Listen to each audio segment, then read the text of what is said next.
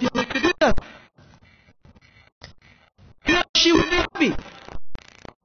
If they face difficulty, if calamity comes, I'm happy. No calamity. No calamity. Nobody can take it away from them. And the message of Allah to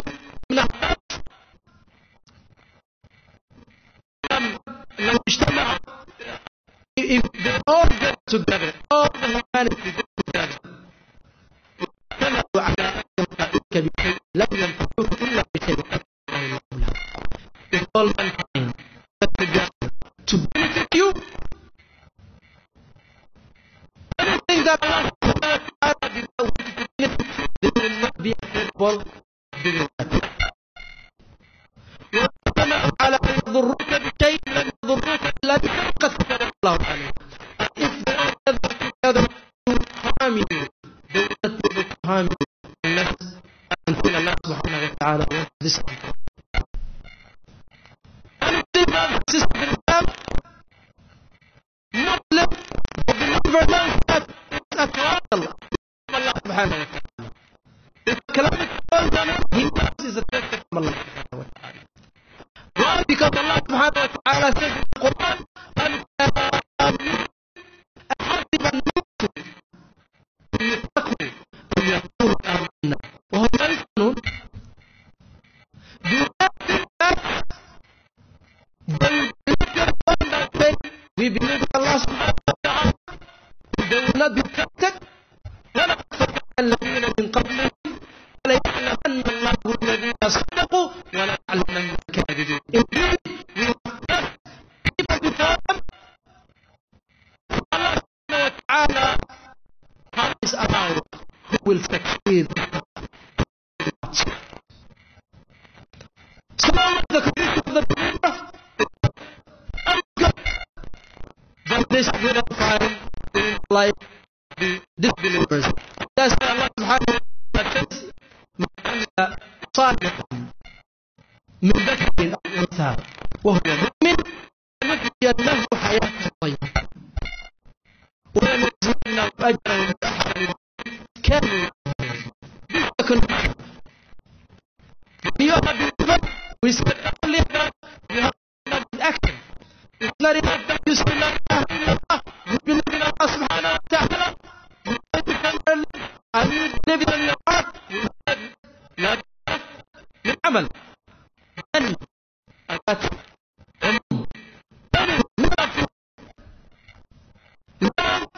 although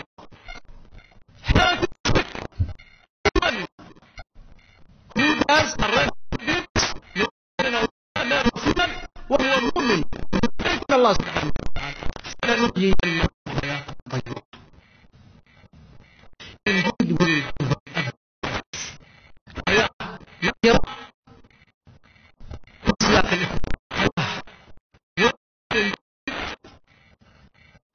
great.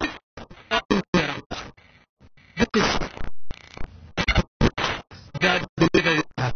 So, one of the greatest impacts that we know that our life is happiness. So, if you can live in your life, you have a weakness. You must find out how to increase your life. This will be the only way for of Islam,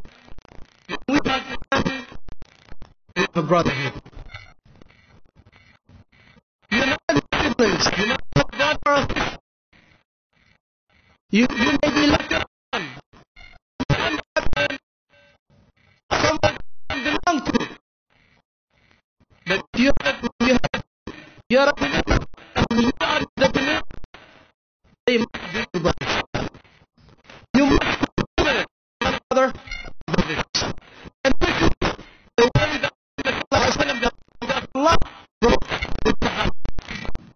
As soon as Medina, the person that the person that did to that between Muhammad and Allah, between those who avoided and those who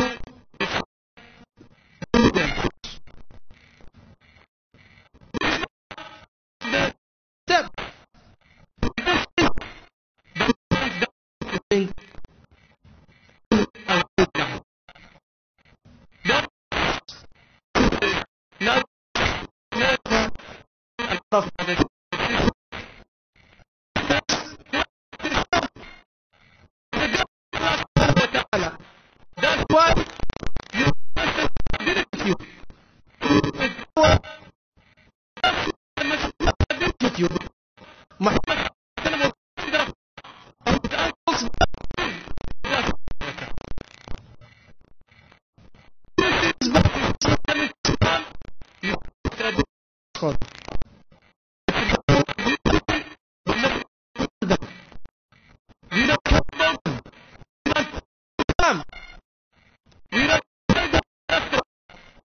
if I come, you can see me, you can another. A brother.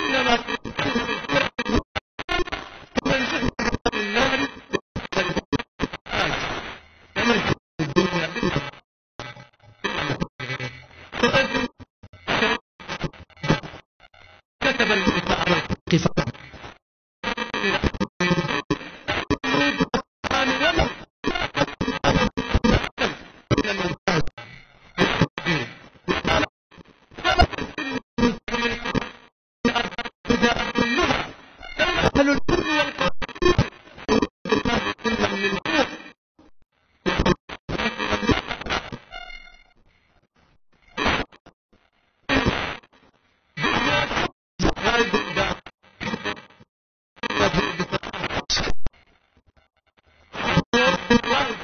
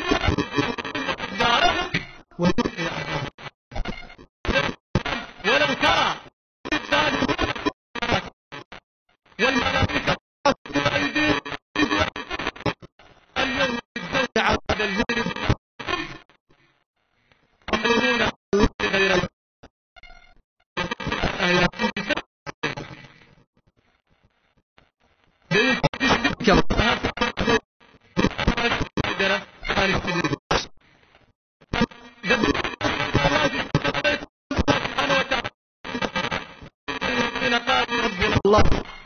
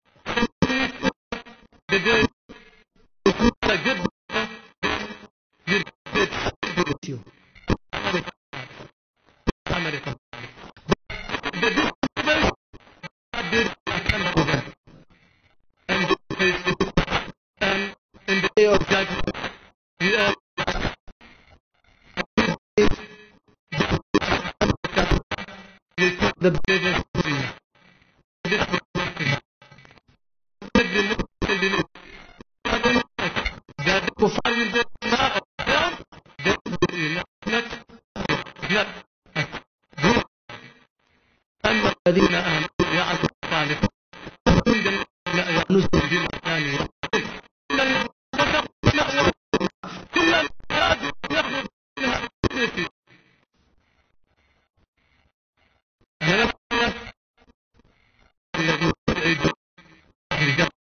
خالدين كانت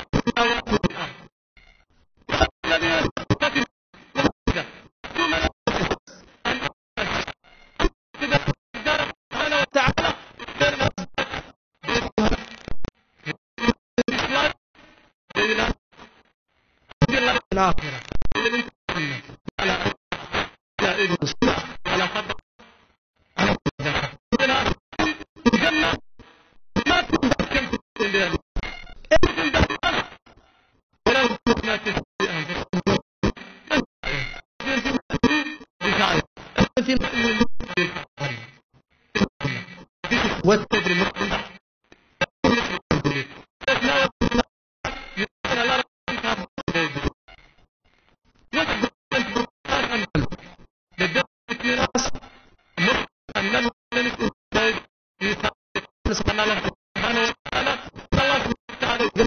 جنة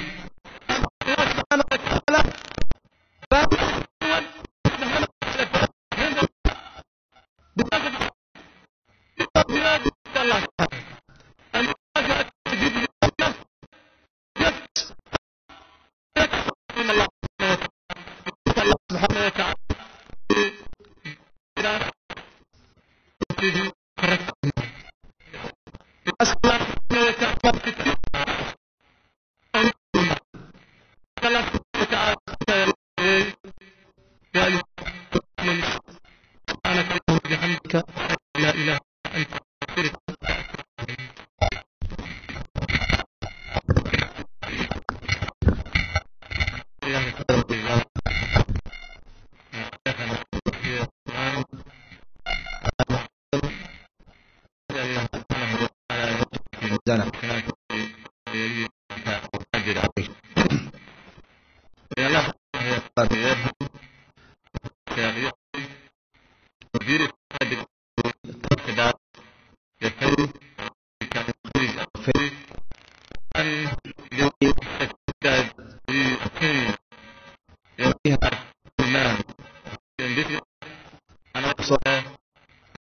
فيها الله سبحانه وتعالى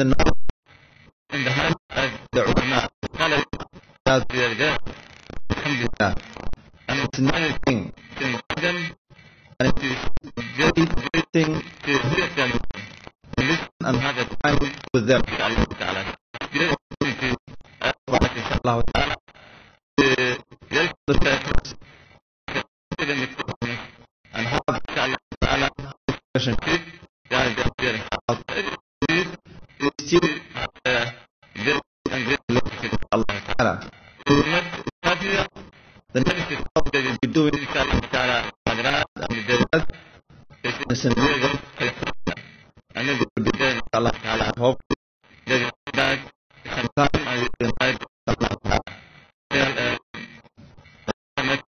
Taala subhanahu wa ta'ala الذي أنت هذه كمرت وكان نفسه ما أنت أجد الله تعالى نص يد dari Syekh Al-Fadhil Abdul Hasim dari dalam بعد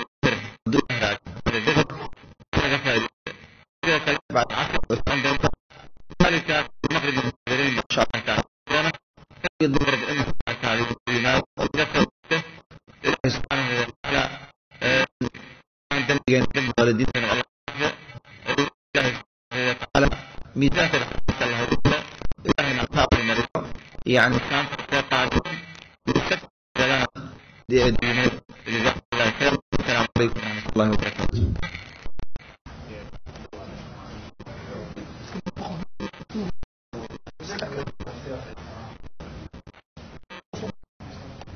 اسمع